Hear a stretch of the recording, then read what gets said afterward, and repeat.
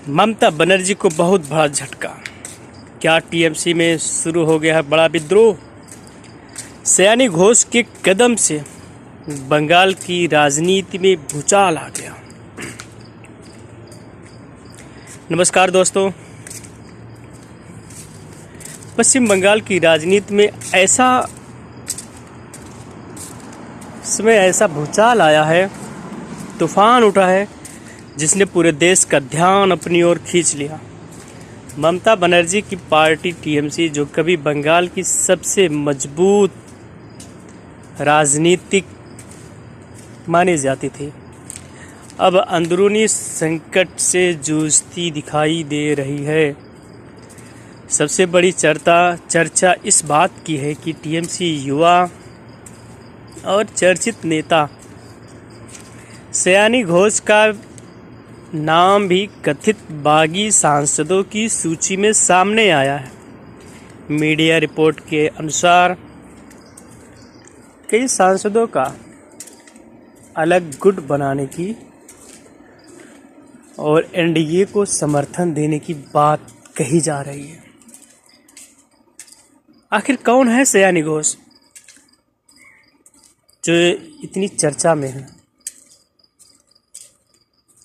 सयानी घोष सिर्फ एक राजनेता ही नहीं, बल्कि बंगाली फिल्म और टीवी इंडस्ट्री की जानी मानी एक अभिनेत्री भी रही है।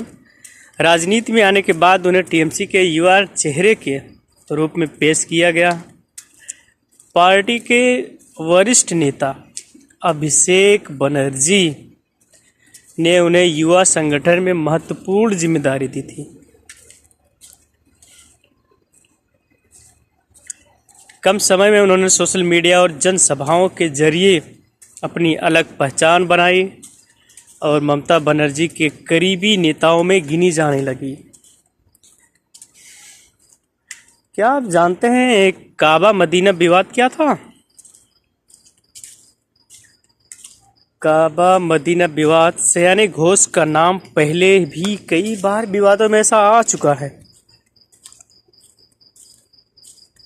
विशेष रूप से एक कार्यक्रम में उन्होंने एक गाना गाया था, काबा मदीना। गीत को लेकर बीजेपी ने तीखी प्रतिक्रिया भी दी थी। बीजेपी नेताओं ने आरोप लगाया था कि धार्मिक मंच पर इस प्रकार का गीत गाना सांस्कृतिक और धार्मिक भावनाओं से जुड़ा मुद्दा बन गया।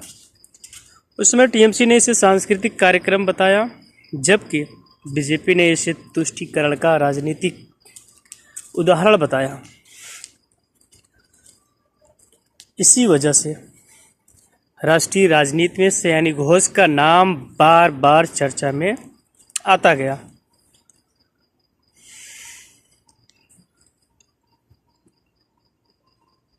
कुछ सांसदों के अलग रुख अपनाने की खबरों के बीच अब सयानी घोष का नाम भी उन नेताओं में जोड़ा जा रहा है जो पार्टी नेतृत्व से नाराज बताए जा रहे हैं। ममता बनर्जी के लिए कितना बड़ा खतरा है? राजनीतिक विशेषज्ञ मानते हैं कि किसी भी पार्टी के लिए चुनाव हारना एक चुनौती होती है, लेकिन उससे भी बड़ा संकट तब पैदा होता है जब पार्टी के अंदर की असंतोष भावनाएं खुलकर सामने आ जाती हैं। हाल ही में एक रिपोर्ट में दावा किया गया था कि लगातार डैमेज कंट्रोल में लगा हुआ और बागी नेताओं से बातचीत की जा रही है।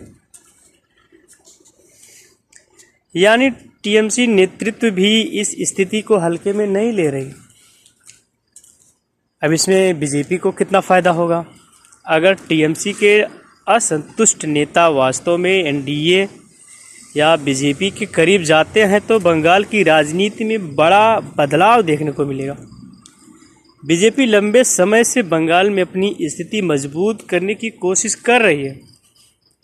ऐसे में यदि टीएमसी के प्रभावशाली चेहरे पार्टी छोड़ते हैं तो इसका सीधा राजनीतिक लाभ बीजेपी को मिल सकता है। सबसे बड़ा सवाल यही है कि क्या ममता बनर्जी अपने नेताओं को एकजुट रखने में सफल होंगी? क्या सयानी घोष वास्तव में बागी जुट का हिस्सा बनेंगी? या फिर पूरा विवाद आने वाले दिनों में शांत हो जाएगा।